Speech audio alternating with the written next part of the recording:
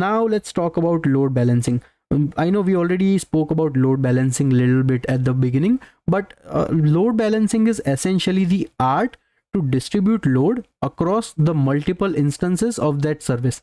So let's say in this case, currently there are 3 instances of this service. This can be anything. This can be a database, this can be a microservice, this can be a Java application, this can be a cache, there can be 10 different things, but overall the load balancing concept is going to remain same.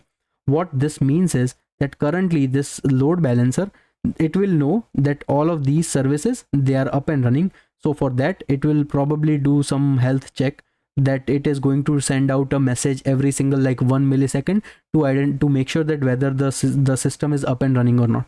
At the same time, it knows that okay, currently it has 3 different instances available, which means in its server it is going to do some hash calculation. Typically there are various hash that deals with the load balancing. So for understanding, let's just say that currently this load balancer knows that there are 3 different servers available. Whenever any service comes in, I can send it to first service, I'm going to send it to server number 1, second service I'm going to send it to server number 2, and third service I'm going to send it to server number 3.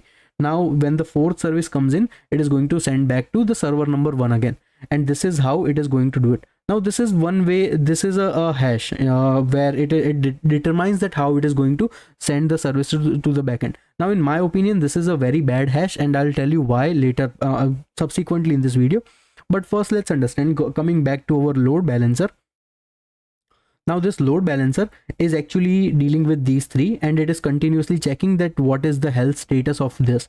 Let's say for some reason the amount of load increased. Now you already have a scalable system. So what this scalable system is going to do is that it is going to have one more service available for this load balancer to run, and that is going to be an instance of these 3 existing servers. Now this load balancer has 4 options. So again, the next subsequent service, it will start routing to these servers one by one. What would this mean is that load in theoretically needs to be equivalent. So there would be 25% load being distributed to every single server without any issues. Now this load balancing technique works as expected, no issues with that. But you need to have a load balancer in place that not only sends out the traffic blindly in the round robin fashion, but also takes care that all the underlying servers that are currently connected, how capable they are.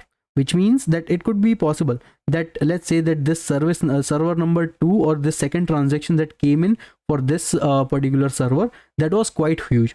And what this does is that this drains, let's say 80% memory of this particular server. So now this server is functioning as at 80% capacity. Meanwhile, these other servers, they are functioning at, let's say, the 30%, 25% and 30% capability. Now because this is functioning at 80% capability, what would happen? Okay, first request came over here, second request we all know it came over here, third request came over here, and fourth request came over here. And now the fifth request is again coming to this first instance, but sixth request is also coming to this same instance.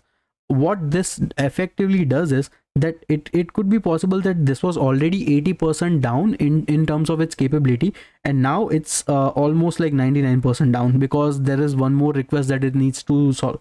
Meanwhile, we still have the other places where there is a lot of capability left. So in my opinion, load balancer should also consider that what is the available capacity for the subsequent servers where it is distributing the load. So there are a bunch of different techniques available. There is like round robin, there is least connection, there are a few other like hashing technologies. You don't need to know every single thing about load balancer, but you have to understand some basic concept, that if you have your own load balancer that you want to implement, how you are actually going to do that.